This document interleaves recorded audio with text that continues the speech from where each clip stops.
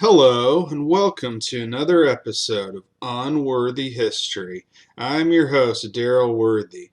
Now, the mission of this channel is to show actual history, and the reason we're trying to show actual history is because TV channels like the History Channel aren't showing history anymore. Now, today is February 25th, 2022. It's just a few days after Vladimir Putin and Russia invaded the sovereign nation of Ukraine. So I'm going to do this episode and a few others devoted to shedding some light on the history of Russia's invasions of Baltic countries. So the Ukraine, as well as what are really the Baltic countries of Lithuania, Latvia, and Estonia. And so, as you can see on the screen, I'm going to show a map now. And so you can see this is a map of that region. So Putin has invaded Ukraine.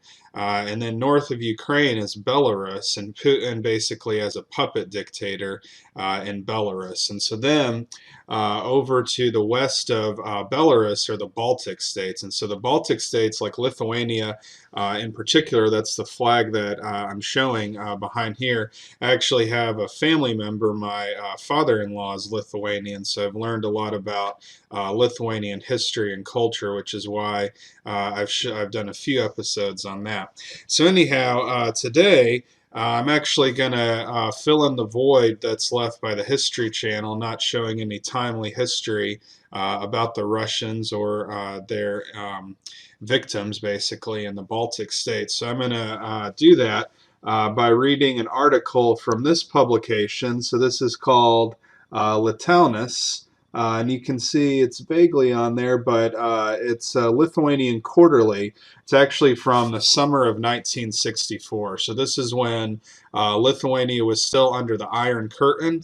And I believe this publication was mainly done by like U.S. citizens who were formerly Lithuanian citizens, and a lot of them had immigrated there. There was a first big migration to the U.S. Under the Tsars. When Russia would basically persecute and invade the Baltic states and other countries like they're doing in Ukraine right now. They would do that under the Tsars, and then they did it again in the late 1930s and 1940s during World War II, when the Soviets basically took over all of the Baltic states and parts of Poland, Germany, as well. So this article is called Soviet Colonialism in the Baltic States, a note on the nature of modern colonialism. So I think it's a good perspective. Russia technically isn't the Soviet Union right now, but Vladimir Putin is an old school KGB type, and you can see that kind of the Russian aggression. It was really, as bad as communism is, and I'll be the first to tell you that it's terrible, it was really what Russia was doing under the Soviet Union was really more like Russian, basically, than communist. So they were doing that also under the Tsars, and they're doing it today as we speak in Ukraine. And the reason I think this is very timely to talk about on my channel is that, we don't know if Russia is going to stop at Ukraine.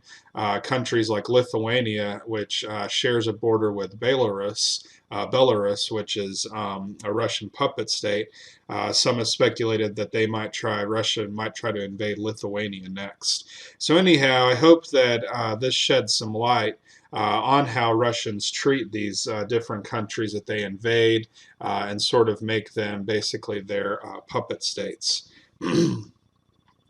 Although in the United States and especially in Asia and Africa, the colonial character of Soviet nationality policy is not yet fully recognized, the nature of Soviet colonialism, thanks to increased research, has been better and better understood.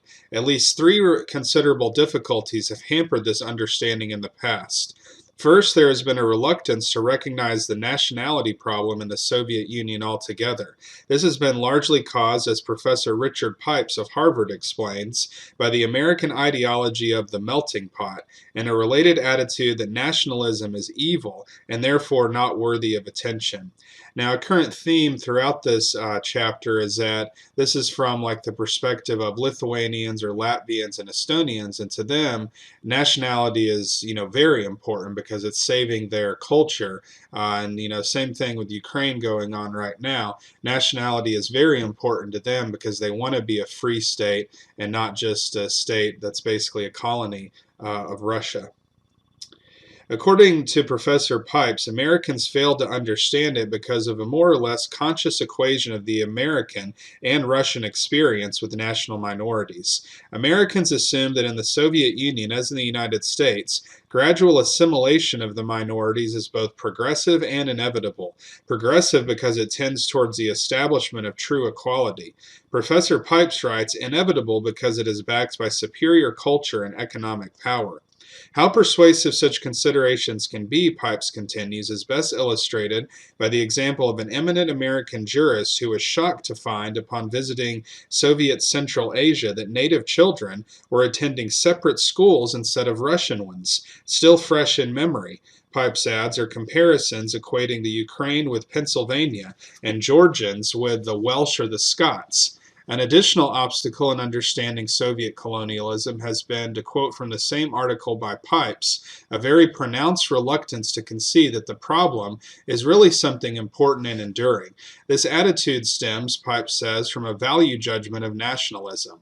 Men of goodwill, he explains, are against nationalism because nationalism has been responsible for so much bloodshed, hatred, and various other forms of irrational behavior, and because men of goodwill, like men of bad will, so often allow wishes or fears to interfere with their judgment on facts. They sometimes think that to recognize the reality of something one does not approve of is tantamount to approving it.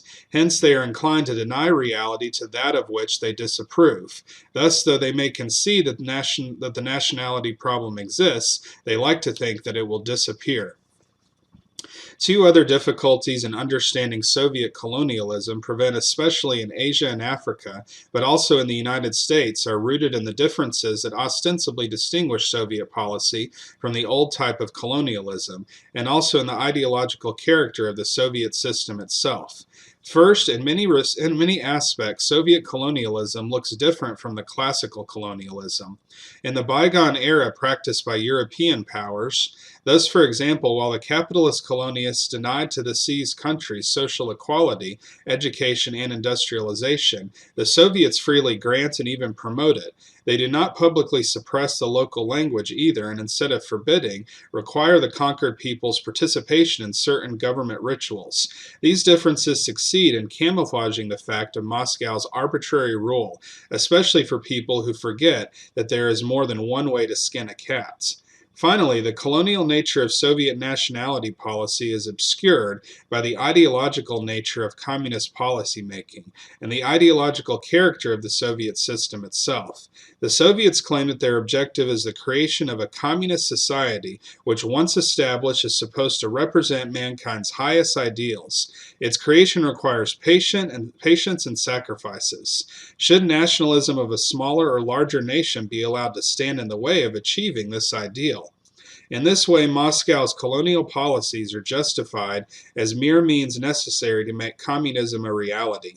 Such explanation, intentionally or not, hides the fact that communism is promoted by force from a foreign center of power, and that in the Soviet Union the creation of the new system is purposefully and inextricably linked with the domination by the Russian ethnic group over all the others. Examination of the Baltic experience in political, economic, demographic, and cultural development under the Soviet domination helps to clear much confusion that still beclouds the understanding of the colonial character of the Soviet nationality policy.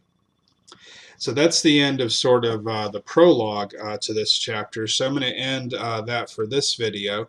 In the next video, I'll go ahead and pick up. This is going to be a multi-part series on unworthy history, focused on these challenges faced by these states that neighbor Russia.